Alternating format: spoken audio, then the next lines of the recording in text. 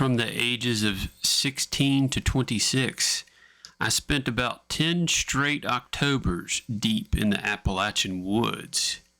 I became the scream queen of our local haunted hayride, and I loved every second of it. Every fall, I reunited with friends and family around roaring burn barrels, our faces glowing orange in the night as laughter and screams echoed through the trees.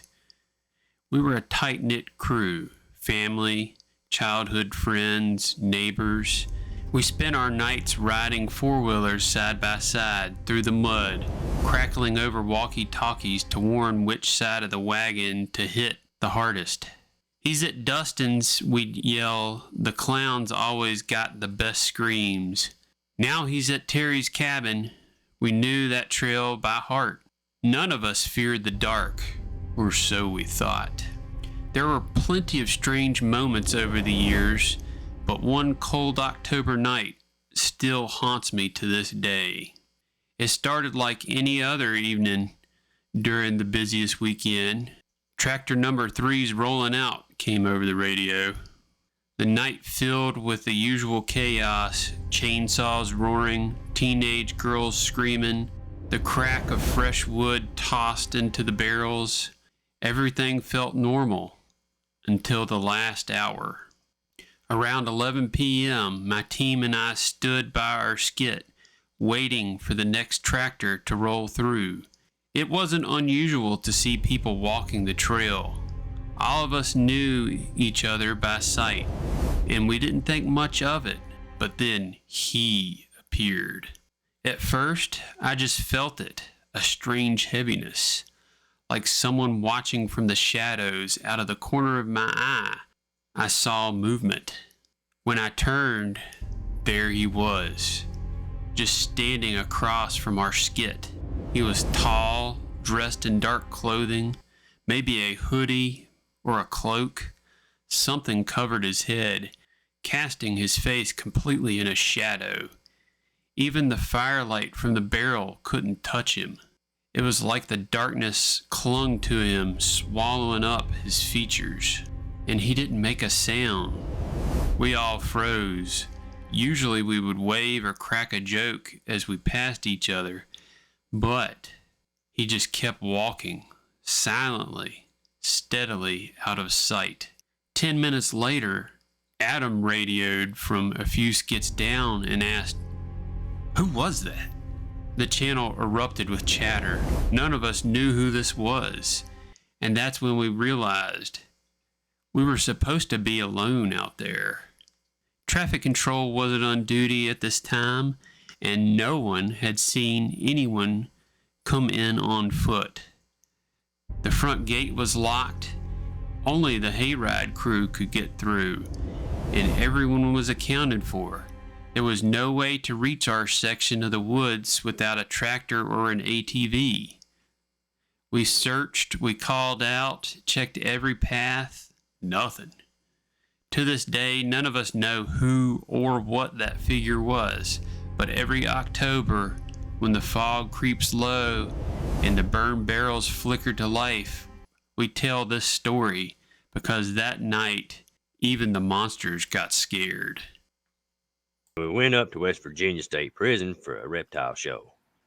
We were maybe 2 hours away from Point Pleasant and thought it would only add about an hour onto the drive back home, so we figured we'd drop by. On the drive, I started to get a headache. I thought it was maybe because, I was tired, but the closer we got, the worse it got. As soon as we got through the floodgates of the town, I had a feeling in my stomach, like going down the first drop on a roller coaster. Eventually, I felt better, but fast forward a few months. I was walking to work early one morning, right before Halloween. It was still dark around 6 a.m. when I saw red circles in a tree and felt a feeling of dread. I thought maybe it was some Halloween decorations, but I checked the next day on my way to work, and there were no red lights there. And they haven't been there since. Then about a month after my dad passed. So maybe it was or wasn't just a coincidence, but a warning. I'm by no means a writer, just a domestic engineer living in North Texas. Also, I don't believe in the paranormal, ghosts, demons, aliens, whatever. However, I did have an event happen to me this Halloween. I have to admit, has me scratching my head. So it had been a slow trick or treat night in our neighborhood that evening, which is pretty odd in itself. We usually have kids from different areas dropped off in ours and have a constant parade at our door. That night, I'd say we had no more than 8 to 10 groups of kids come by the entire night. It was about 9:30 p.m. My husband and I were sitting in our family room watching some of the ghost shows based on supposedly actual events. Like I said, I don't believe in that stuff, but I do like a good ghost story now and then, and it was Halloween after all. We hadn't had any activity at the door in over half an hour, and it was getting late, so we decided to turn the porch light off and let our dog Chloe out of her crate. Chloe is an American bulldog and is very docile. We only put her in her crate because we're afraid she'll try and get out to play with all the other kids, and I didn't want to have to chase her down all down the street or anything like that. Also, we didn't want her to scare any of the kids because she would look a little intimidating to younger kids. So I turned the outside light off and let Chloe out. She followed me back to the couch and laid down at my feet. It was getting close to 10 p.m. when my husband decided he'd had enough fun for the night and was going to go upstairs, take a shower, and get ready for bed. After all, it was Thursday and he still had to get up early the next day. My teenage son was out with his friends at a local haunted house and wasn't expected back for another hour or so. So that left me alone on the couch with Chloe. Now, just because I don't believe, doesn't mean these shows don't freak me out a bit. And being alone now, watching, I'd have to say, was kind of on edge, as it were. It weren't long after I heard the upstairs water for the shower turn on when there come a light knock, knock, knock at the front of my door. My initial reaction was, "What in the heck is that? Really? It's almost 10. Go home." But soon an uneasy feeling came over me. Why the knock? Our doorbell glows in the dark, and without the porch light, it would be extra obvious to anybody there. I paused. I couldn't really just ignore it. Our front door was as big as, bevel glass panel, and anybody right there at the door could see in enough to see somebody was in the family room watching TV. It would be pretty rude for me to just sit there and not answer it. Knock, knock, knock, again from the door. I glanced down at Chloe. She was gone. My gaze followed her usual path to the door, expecting to see her on her way there as she normally does. Nothing. She wasn't there. I stood up to look around the room and found her crouching by the door, like she was waiting out whoever, or whatever, she wanted to go out like that. She always comes and licks my hand, puts her head on my knee. This was totally out of character for her. And I have to say, it heightened my anxiety. "Chloe, crate," I said. She turned and looked back at me like, "No way, lady. I ain't moving." I yelled up to my husband, but if he was already in the shower, I knew there was no chance of him hearing me. Knock, knock, knock. About that time, a car drove down our street, cast just enough light on the door where I could see the silhouettes of 2 small children through the glass. I instantly felt relief. It was just some kids, probably a couple of my neighbors on their way back home and wanted to stop by and show me their costumes or something. I headed to the door and looked back to make sure Chloe weren't going to follow me. What a great watchdog, I thought to myself as she just sat there. I turned on the porch light. When I got to the door, and sure enough, I could see through the glass, and it was a couple of pretty small kids. A little late for such young ones, but I thought, I began to wonder, what kind of parents would let their kids run the streets that late at night. I only opened the door enough where I could block Chloe's escape if she decided to, want to try to sneak out, which was only about 2 feet. What struck me immediately odd was the kids weren't wearing any costumes. They was in normal street clothes. Also, no customary trick or treat either. So I began to feel very uneasy again. It was a girl and a boy. The girl to my left was older. I'd say about 11 or 12. I could tell she was blonde, but I couldn't make out any distinct features as there were lights from high above and columns in front of the porch. So most of the light was coming from behind them. I had not opened the door wide enough for any of the light inside to hit them directly. The boy was younger, about a foot shorter. I'd say 8, maybe 9. He looked to have light brown hair. The girl very politely spoke up. "Ma'am, can we please come inside and use your phone to call our mom?" As she spoke, something in the pit of my stomach was telling me something was wrong. What kid, even at that age, don't have a cell phone of their own these days? I couldn't remember the last time I'd had anybody ask to use my home phone. Hon, don't you have a phone of your own you can call your mom on?" I asked. This was things that really got weird. Both kids turned to look at one another like they were going to say something to one another, but neither spoke. They both turned back to me, and the girl said, "Ma'am, my cell phone battery don't have any charge left in it. Can we please come inside and call our mother? We're alone out here, and my brother's scared."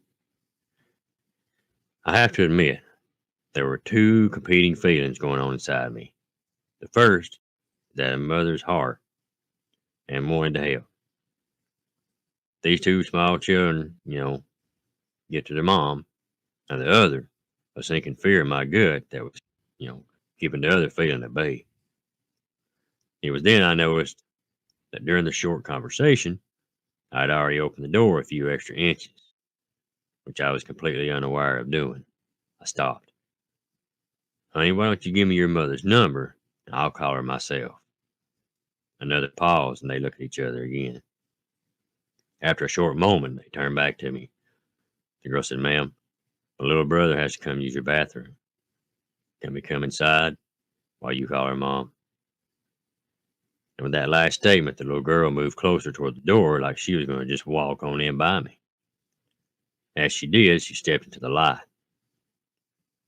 Coming from inside the house, and I got my real first look at her. Solid jet black eyes. That's all I could see.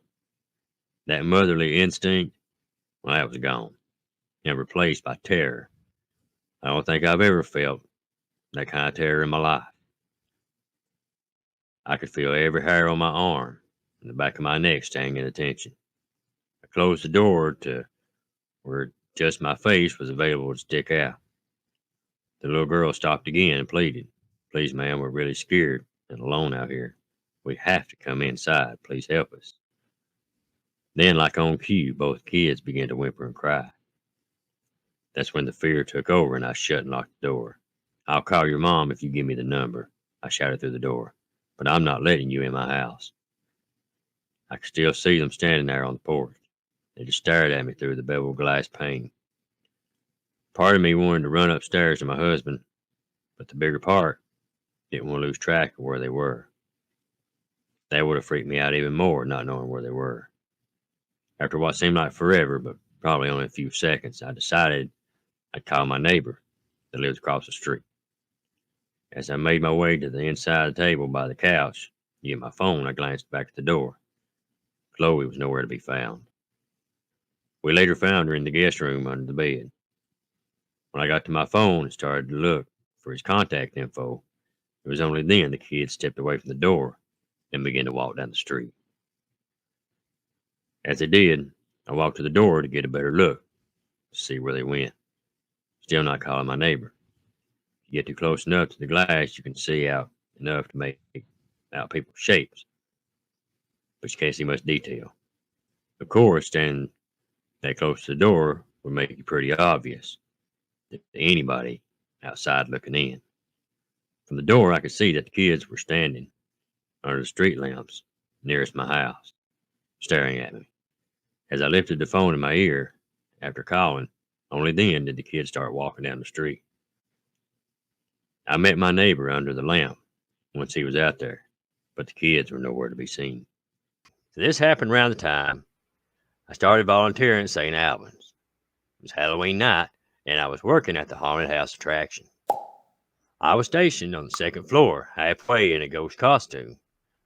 When people would come in, I was to jump out and scream at them and try to scare them. That night, one of my daughters told me she was going to be coming with her new boyfriend, who I'd never met. She said he had been, talking a lot of smack and saying that he's one of them people that stuff just don't scare him, and asked if I could get him good. They made it to me about 30 minutes till closing. I know it's them because I hear my daughter giggling, so I tell myself to get ready. Well, I'm hiding in the room looking out through a little hole waiting. I see two young men, my daughter and another girl, start to go by. I stuck my head out of the hole in the wall and went, "Blah!" to scare them. Then chased them down the hall. I decided to focus on going after the two young men, knowing one of them was my daughter's boyfriend. So I didn't pay much attention to the two girls. I must have done a good job because they both screeched like little girls. And they run down the hall to where my partner directed them down the stairwell. As they were going down the stairwell, I walked up to my partner and pointed out who my daughter was. That it's her, not the quiet one, but the one that's laughing like a fool. I turned around and go back down the hall. My daughter then comes up to me and hugged me, then said, "You got him good, Mama." The girl was still behind her, so I waved at her and introduced myself. The girl, for some reason, just looked like she was bored to death. She looked like an average middle school girl wearing jeans and a hoodie, kind of pouty looking. A few days later, I talked to my daughter. I asked if they liked the event and if they had a good time. She explained that they did. So then I asked about the girl that she had with her. I asked if she had any fun at all because she looked so bored. My daughter asked, "Wait, what girl?" I said, "I guess the other guy's girlfriend." My daughter said, "Mom, they weren't anybody else with us. It was just the three of us. My daughter and the two boys. I know I saw this girl. I know she was there. But to this day, I still double check when I look at groups and I wonder." I live in Gaston County, North Carolina, and this is a story of what happened to me on Halloween night back in 1989, and it still sends shivers down my spine to this day. I was 14 years old and ready for a night of trick-or-treating. That year, I decided to dress as a vampire. I remember that outfit perfectly. An old ruffled shirt, the kind that looked like a pirate's, but I thought it fit the role of a 19th century vampire. The store had run out of regular black capes, so I bought a magician's cape instead. Black on the outside and red on the inside. I figured I still pulled off the look. I had my fake fangs, and I slicked my long blonde hair back. My nieces and nephews came along. Mom and Dad had custody of one of my nieces, so there were 4 of us heading out into the cool October night. Normally, we stuck close to home, just a few blocks around the neighborhood and up the road near a fast food place nearby.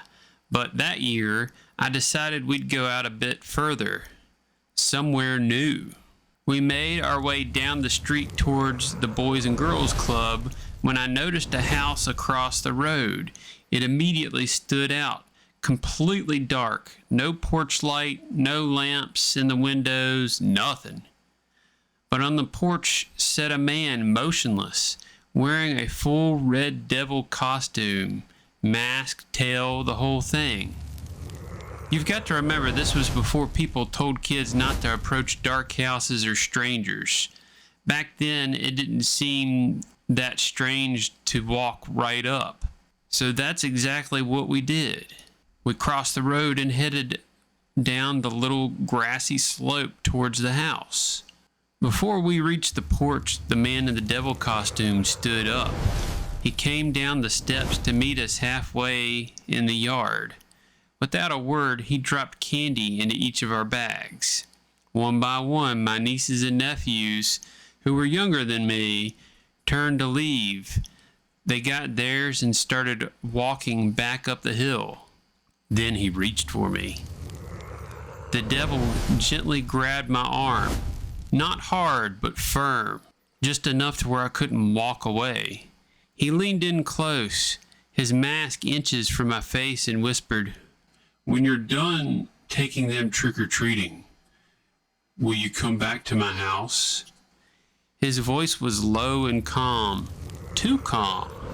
I felt the hair on the back of my neck stand up. I just nodded yes, even though I didn't mean it. We went home, and after that, I didn't tell anyone what happened. But the next morning, I couldn't stop thinking about it. So I walked back towards the Boys and Girls Club, back to where the house had been. Only there was no house, no porch, no lights, not even the little grassy slope, just flat ground, like it had never been there at all. My nephew said that he remembers it too. We both saw it that night. To this day, I don't know what we really saw or who that man was, but I know this. I'm glad I lied to him because something about that place and the devil didn't feel human. So what did y'all think of these 5 stories that took place either on Halloween or close to it at like a Halloween type event? Let me know what you think in the comments. And if you haven't yet and you've made it this far, be sure to subscribe to us. It is totally free and it helps the channel out a ton. Wow. So my thoughts, gosh, I don't even know what to say about some of these. There was the disappearing house, that last one. That's something else. And then the phantom group member, that one, it's an older one from on here, but that one's always shook me to my core. Let's see, what else? Oh, that haunted hayride with the weird figure. I wonder what that was. Was it some kind of shadow figure?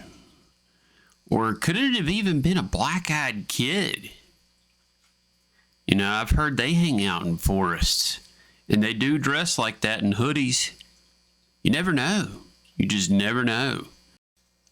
And then there was that possible Mothman encounter. I think that fella still listens to me. If you do, leave a comment. Let me know that you got to hear this one again. He sent it a couple years back. I think right as he had the experience. And I'm so sorry about your father. And then there was that black-eyed kid encounter on Halloween. Wouldn't that be something?